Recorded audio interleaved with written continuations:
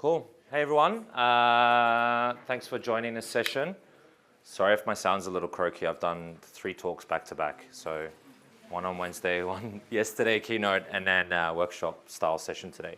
So I'm Vincent. I'm going to be talking about malleable evals, from static AI measuring to adaptive systems. Now, let's jump into who I am, what I do. I call myself the friendly canker. I use AI, I use technology. I'm always on the edge. For those of you that haven't seen my keynote, I do, I just live on the edge and just do some fun stuff. So this is me using VR goggles in, like back in 2013 when like people hadn't even heard of VR.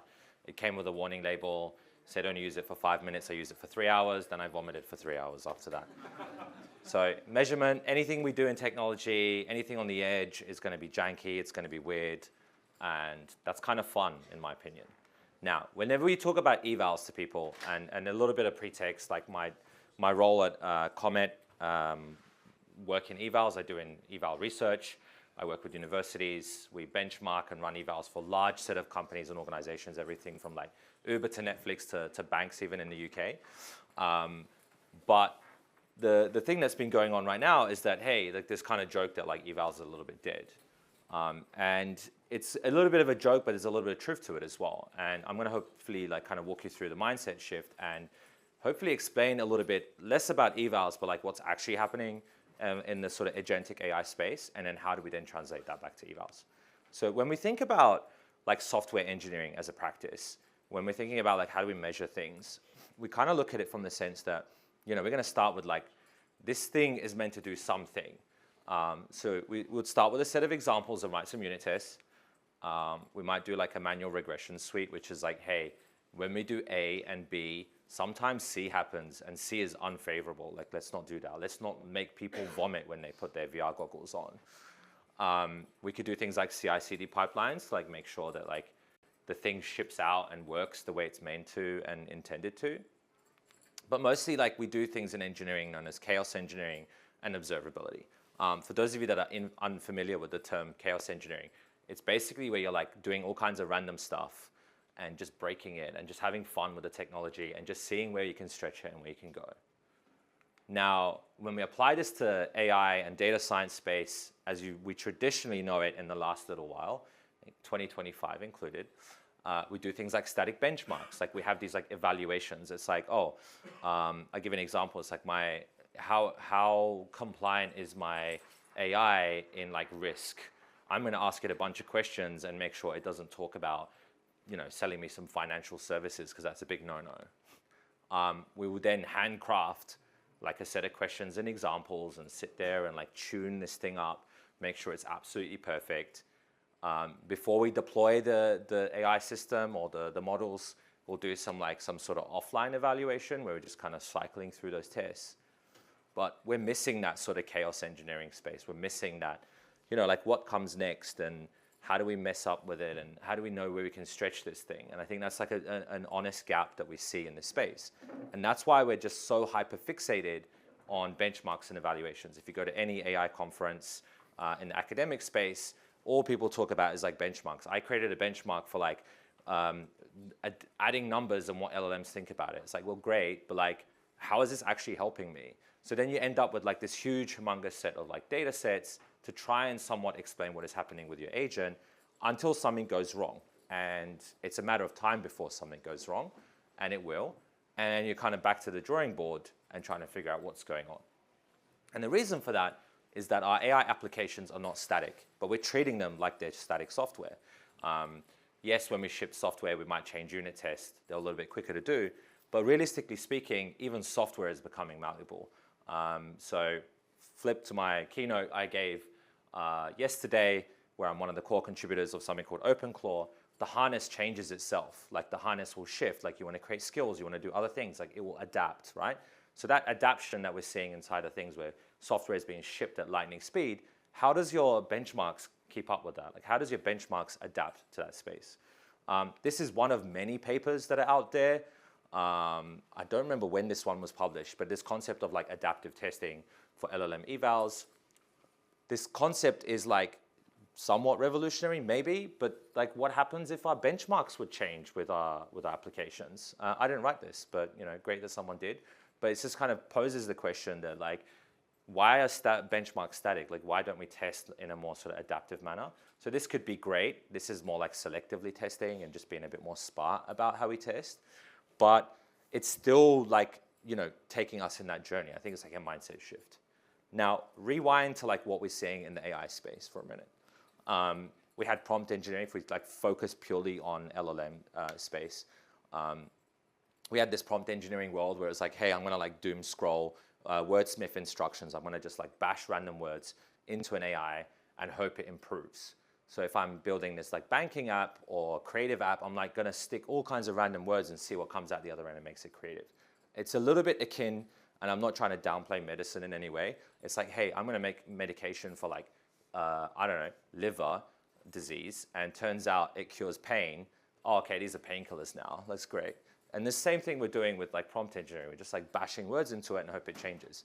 And for some reason, this died in like 2023, but people still do it. It's kind of intense. And then we kind of went into this like world of context engineering. And I think this started making evals a little bit more relevant because it was a little bit more complicated. There was steps involved. There was like data coming in, and search was like a thing. And we're starting to steer the agents in a direction with things like RAG and tool calling. And the beautiful part is it's like, well, okay, I'm an organization of this big agentic system. Maybe I can break this agent up into its parts. Maybe I can go, oh, I have this MCP tool that does like some sales agent thing. I can test that thing is doing what it's meant to, right? I can just go off and like be sure that that thing is happening. So this process of like tool calling and kind of breaking this larger agentic piece up into its sum of its parts made evaluation somewhat steerable and a little bit more understand, but it still didn't kind of hit the head on its head. But then in 2025, like where are we going next? I mean, if you look around, we can see that code is cheap. That's not a changing thing. Like tokens are available, debatable if you think tokens are cheap or not, but they're there, which makes tokens cheap. And then tokens become fast food. Essentially, we can consume more tokens, therefore we generate more. The velocity of creating software and applications increases.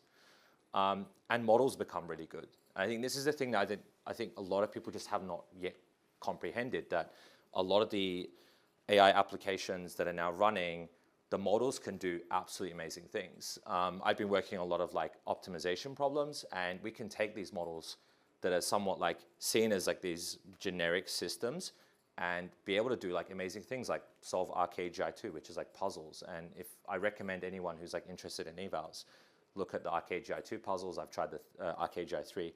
Some of these puzzles are like really hard for humans to solve, but like machines can like pattern recognize, and LLM can actually pattern recognize and start to solve those. So what that brings us to is like intent engineering. This kind of concept that like machines can self-optimize based on intent, right? And we're seeing this with the harnesses that we're seeing coming out, where we've got this with like OpenClaw, but we're also getting this with like other types of harnesses inside of Claude and Codex, where it's trying to understand you and it's trying to adapt to you and give you a better experience. Now, the problem with this is that when we have intentful machines, the evaluations become even more complicated, because it's like, how do I know my experience is different from your experience and different from someone else's experience? Like, how do we start to build testing around this sort of methodology and understanding? And I think the complicated part of this is that it just kind of exacerbates the kind of need for evaluation even more. There was this kind of joke, like I was saying earlier, like people saying, oh, evaluations are dead, they're going to go away, observability is dead, they're going to go away. But realistically, now more than ever, people want to know what's happening inside of these agentic applications within their different layers, because then it gives them some understanding of what's going on. Like we use words like, oh, these agents are insecure, or we're not sure what's happening. So how do we actually turn that into something meaningful? So going back to my earlier slides on kind of this concept, let me just recap where I was for everyone. We said there was this we had these static benchmarks, we hand curated evaluations, we would do like these offline evaluations, and we had this big gap. What we're actually moving towards is like this intent-based outcome. So if we think about like there's this concept of like intent engineering that I'm mentioning, like how do we actually map that to something? So instead of saying, 1 + 1 = 2, or users asking this very specific question and this is the answer and this is what we're going to compare towards, it's like, how do we deal with, how do we define ambiguity in agent? How do we define personality inside of an agent? And how does that look like for an organization? And some of the research is showing things like, we can build rubric. We can do it like how we evaluate art pictures and things like that in schools. We can self-curate suites from traces, as in not me, but the agent can. Once we start tracing these applications, let's just say 80% of the time it's the same stuff that's happened in my agent, but now suddenly my customer base has changed. And because my customers have changed, they're going to start looking at things, they're going to start asking questions differently. Things are going to start changing inside of my agent. But why are we not measuring this? Like, why are we not taking these traces and feeding them into agents and going, something has changed, and then telling that to the user, or telling that to the owners of these agents, and changing the suites, the tests? We can do online, always-on evaluation optimization. So like to that point, once we start looking at the traces, once we have agents doing the evals, not static benchmarks, we can have this like as an always-on sort of service. And then lastly, we can do this sort of like telemetry in the loop. I have a paper that's been written on this, which is essentially when we're writing software applications or MCPs or anything like that, agentic systems, if the harness is aware of the telemetry, it's aware of like what's breaking, it's aware of like how much it's costing, and you can set some conditions around it, it can kind of self-correct itself. So we're starting to see this with harnesses where, it's had an error, it's had an issue, it's going to fix itself, it's going to continue on. So I think this is a kind of a case of like, instead of trying to predict what's gone wrong, like how can we be more smart about using that data back into the agent to be able to kind of make it heal itself to some degree. So I'm kind of calling this like a calcification problem, like or eval calcification. I'm still stewing it on my head. It sounds like a really nice paper title. But this idea that it's just going to like become harder and harder unless we can get some kind of smart about it. And I think one of the kind of concepts I want you to kind of stew on and think about, this is like one of the auto research outputs that you can do if you haven't tried it, like Kapathi's auto research. Like this really basic sort of auto optimization using Python. You set a goal, you set a target, and it kind of tunes itself, it tweaks itself. You could do this with absolutely anything, right? You could do this with like, I don't know, what's the best mix to what's the tastiest barbecue or the cheapest barbecue mix that you want to make? It could be anything, right? You just set a reward signal. But the key here is that your users are going to have a point of intent that you want to sort of optimize towards. And then how do we sort of get the machine to like correct itself and kind of loop towards that as an eval. So then our evals don't become the data set or the starting point. Our evals become like, what is the end state that we want to get to? And then we just let the machines do the work. We have evaluations where it's just the agent and we're just defining the end state.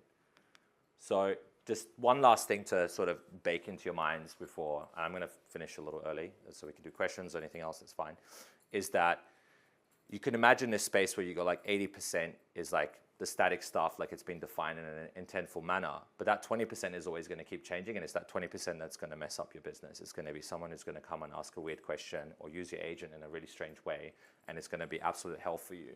So how do you kind of create agents to kind of manage and maintain that 20% and keep an eye on it, and then adapt and change your evals? So I think people need to start looking at the evals not as this like static data set thing, but actually as like code, as like software, or as like a living agent, not as a point in time, but as like a self-optimizing growing solution. That's more or less it. I was going to present more of like an in-depth demonstration of this where we've applied it at Comet, but the end state is not quite finished yet, and it will be over the next coming weeks. But I wanted to kind of give you guys something that's like not a sales pitch, and something that you could kind of conceptually map to the problem space in your own worlds as well. So if you're working with software, you're working with AI agents, I think you need to start realizing that like the agents will start to shift by themselves. The problem space, the data sets will change, and you also need to kind of treat this problem with an agentic mindset as well. Thank you.